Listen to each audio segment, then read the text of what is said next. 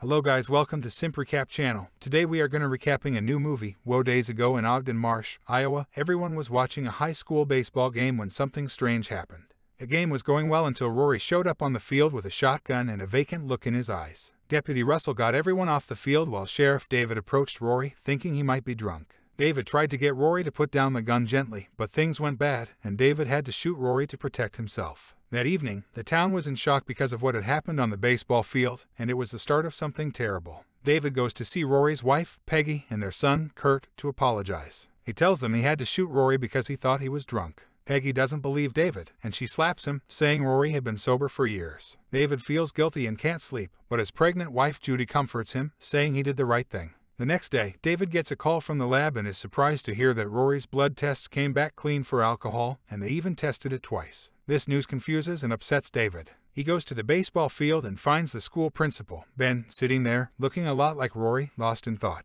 David has to call his name a couple of times to snap him out of it and chit-chat a bit. Meanwhile in hospital, Deirdre brings her husband Bill to see Dr. Judy. Bill swears he's just tired and it's nothing serious. He also looks a bit spaced out. When Judy asks him a different question, he just repeats the same answer. In the evening, Deirdre hears a noise in the garage and rushes to check it out, finding the tractor machine on but no Bill in sight. After turning it off, Deirdre hears her son screaming, so she runs back to the house to look for him. She worries when she sees his room empty. The child discovers her and warns her to stay quiet. They both hide inside a wardrobe because the child mentions that Bill has a knife. They hear Bill coming up the stairs, so they try to be as silent as possible. Unfortunately, Bill finds them anyway and locks the door. He ignores his family's desperate cries and pours gasoline all over the house, setting it on fire. By the time the police and firefighters arrive at the house, it's too late, and Deirdre and the child have tragically passed away. Bill was outside, seemingly unconcerned, mowing the lawn while his house was burning. When Judy angrily confronts him about his actions, Bill simply whistles, showing no remorse. Later, he's taken to the police station to wait for his transfer, and he just stands there in his cell, staring at nothing.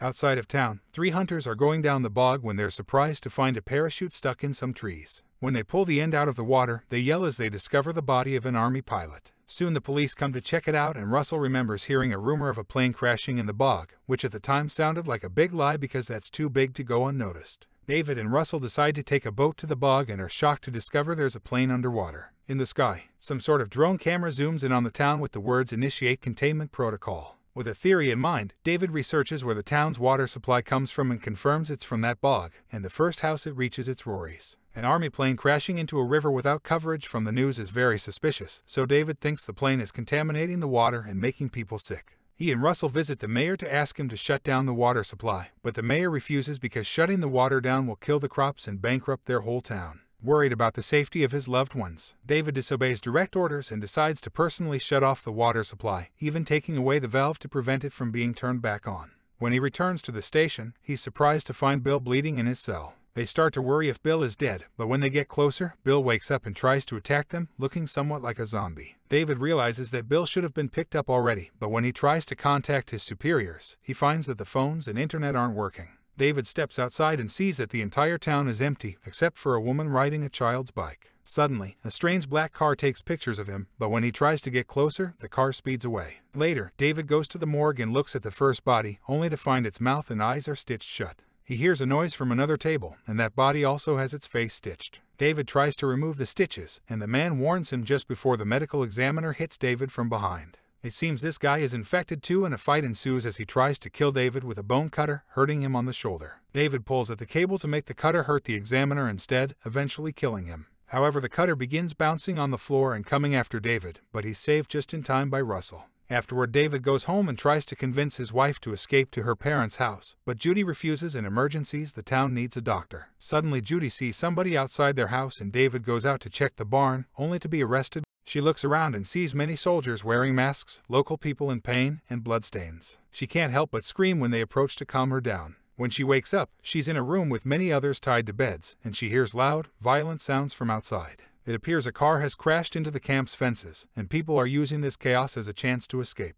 As the soldiers try to stop them, a chaotic fight breaks out, and the infected individuals break through the containment area. The soldiers and doctors, unable to control the situation, escape in helicopters, leaving the patients tied to the stretchers. Meanwhile, David wakes up inside a truck that has taken him to another camp, where everyone's given a bracelet that marks them as not infected. Apparently all the healthy people will be transferred away, but David refuses to leave without Judy. A neighbor tells him the town has been closed off and that the roadblocks on every highway have shot down entire families that tried to escape, but David calls him a coward. Moments later, David makes it back to the police station and finds Bill dead on the floor. He finds his gun and points it when he hears a noise, but it's just Russell. He's moving toward her with the fork raised, but he gets shot by David and Russell. They rescue Judy and Becca and head outside, only to discover a scene of devastation caused by the earlier chaos. The group begins moving through the town, finding everything in ruins and on fire. They also spot a person acting erratically, hitting a car, but fortunately, they go unnoticed. While searching for a functioning car, they suddenly hear a sound and hide behind a truck.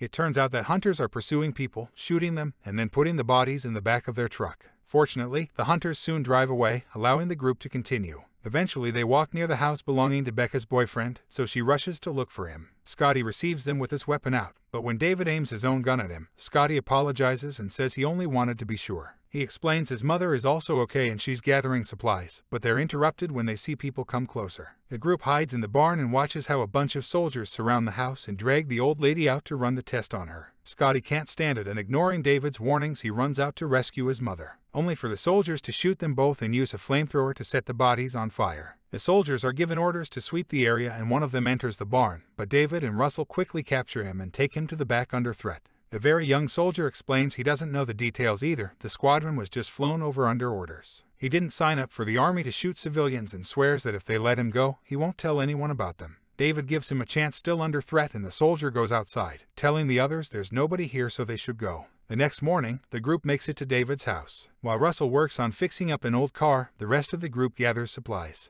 Judy decides to visit the nursery to bid farewell, not realizing that an infected Peggy is right behind her. Downstairs, David hears a noise and hurries to the nursery, where he finds Judy tied to a chair. Suddenly, an infected Kurt pounces on him in an attempt to harm him. When David tries to reach for his fallen gun, Peggy stabs his hand, pinning it to the floor. She then grabs the gun and points it at Judy. To divert her attention, David reminds her that he was the one who took her husband's life. Peggy aims the gun at David, but he acts fast, disarming her and freeing his hand to push Kurt away and stab Peggy, ending her life. Then Kurt seizes the gun and almost gets the upper hand on David, but Russell shoots him through the window, saving David. With that done, David frees Judy while Russell comes in to make sure by shooting the bodies a few more times, just to be sure. This leaves Judy feeling uneasy, fearing that Russell might be infected too. But David reminds her that they owe him their lives. The group leaves in the car, and after driving for a while, Becca begins coughing. Russell thinks she might be infected, and soon everyone starts arguing with each other. At that moment they notice a helicopter flying by, so to avoid being seen, David turns the car and hides inside a car wash. While they wait for the helicopter to leave, Becca sees someone outside, and suddenly the platform begins moving as the washing machine is turned on. David tries to drive them out, but the car is being held by the platform. Soon a bunch of infected employees surround the vehicle and attack the group, breaking the windows to be able to reach inside.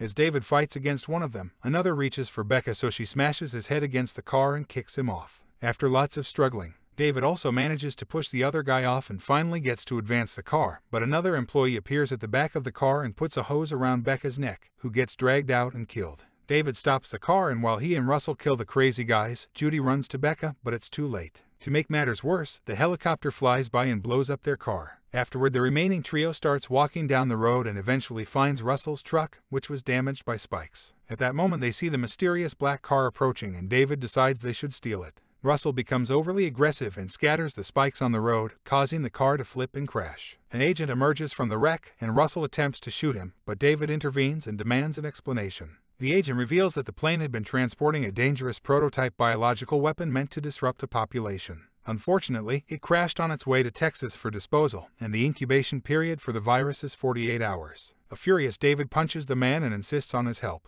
However, Russell shoots the man, and David comes to terms with the likelihood that his friend is infected. David takes Russell's rifle away, but Russell reveals he's also got a gun and points it at them, making them give him back his rifle before reminding them how many times he's saved their lives. Then Russell tells the couple to move, treating them as hostages. After walking for a while, Russell wastes all the rifle's bullets in the air and David tries to calm him down. When Russell lowers the gun, David punches him and takes the weapon, and as he looks at the sky, Russell finally admits he's not well. He asks to walk with them a little longer just to have their company during his last moments. The group encounters a roadblock on their way to the highway, set up by the military. Russell offers to buy them some time, so David hands him the gun, and Russell rushes towards the soldiers to divert their attention. He tries to use his gun, but the soldiers shoot him down before David and Judy can sneak around and leave the town behind. Finally, they reach a truck stop where they're troubled to find 3 trucks that were meant to evacuate healthy people, but all the occupants are deceased. Empty bullet casings indicate that the government might have had this plan from the start. Luckily, there's a regular truck available nearby, so David starts gathering supplies for their escape.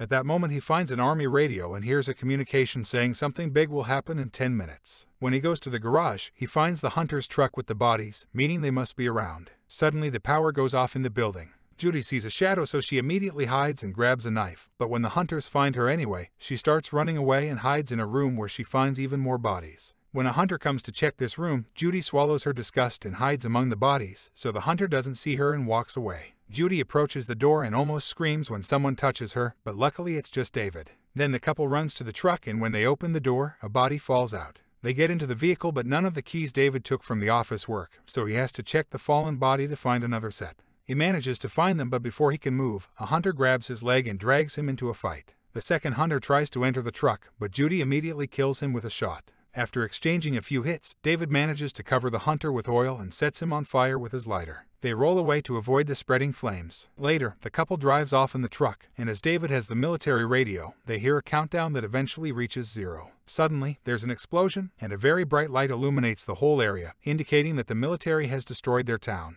The explosion generates a powerful shockwave that hits the truck, sending it off the road. Fortunately, both of them survive, and they hold hands while watching their beloved hometown crumble into ruins. Afterward, the couple begins their journey towards the nearest city.